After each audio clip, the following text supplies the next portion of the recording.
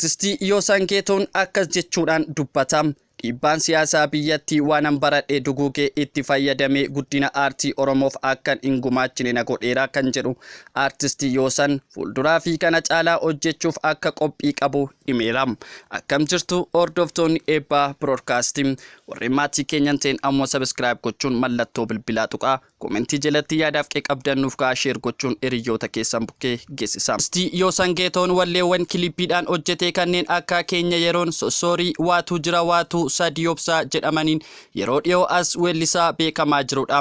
Sirbinni dhiyeenya baasee baala gizee jedhu namoota hedduun ilaalamee fi weellisichi akka beekamu kan godhedha. Artistii Yoosan godina Kibba Lixaa Shawaa Aanaa Sanqalleetti dhalate mana barumsaa tokko kaasee hanga sadarkaa lammaffaatti magaalaa Tullu Boolloo mana barumsaa Fiitaa Waraarii Aabte Goorgis Diinagdeetti barate. Mana barumsaa sadarkaa lammataa erga xumuree yuunivarsiitii Jimmaa seenee barnoota aartii akkasumas barnoota business administration jedhamuun digirii lammaffaan eebbifame wayita boo waggaa tokkoo fi aadaa fi turizimii Oromiyaa keessa erga hojjetee booda walleewwan miira hawaasaa jiruu fi jireenya hawaasaa mul'isan hojjechuutti fuulleffate. Artistii Yoosan hojiiwwan dalaguu irraa jireessaan walaloo fi yeedaloo ofumaa akka qopheeffatu hima. Artistoota akka Margituu Warqinaa Obomboleettii fi amma yeroon Andu'aalem Goosaa Michuu Dhugaa fi Gadaa Tukeetii kan Taaddalaa Barabaraan jedhuu fi artistoota hedduu walaloo fi yeedaloo qopheessuu hime Artistii Yoosanii. Ammas hojii hedduu akka of harkaa qabuu fi artistoota hedduuf gumaachuun aartii Oromoo guddisuuf karoora akka qabu hime. Artiin kennaadha malee waan barataniif qofaa hin argatan kan jedhu Artistii Yoosan ofiisaatii dandeettii fi jaalala aartii ijoollummaan keessa ture barnootaan gabbifachuun milkaa'u hime. Daa'ima waggaa 2 ta'ee jaalala sirbaa akkan qabu maatiin kiyyaa natti himaniiru. Eegaan of baree kutaa 6 eegalee bakka sirbi jiru hunda deemee shaakalaan ture jedha. Abbaan kiyyaa barnoota koorratti akkan ciichuu waan fedhuu fi anis barnoota kiyya osoo hin gadhiisin baradhee ergan yuunivarsiitii seenee barnoota aartii baradhe.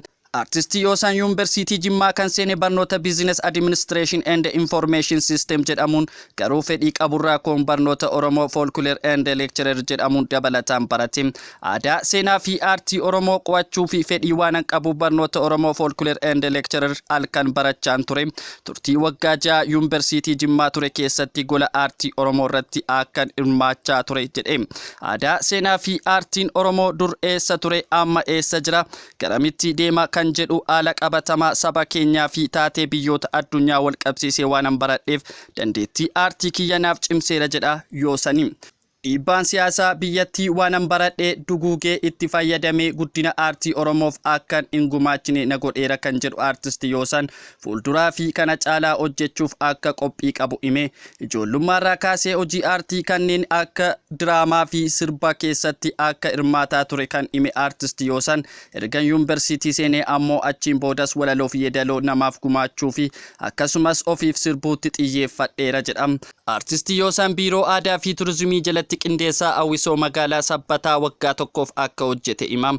Biiroon aadaa fi turizimii namoota ogummaa aartii qaban akkasumas aadaa fi seenaa irratti barnoota qaban hojjechiisuu qaba jechuunis dhaameera. Sirboota alaa jiruu fi jireenya hawaasaa ibsan hojjechuu irratti akka xiyyeeffatu kan hime Yoosan walaleewwan hanga ammaa hojjete muraasa ta'anis fuulduraaf bal'inaan hojjechuuf karoora akka qabu hime. Ammaa fi albeeman dalagaa jira ergan jalqabee waggaa 3 guuteera.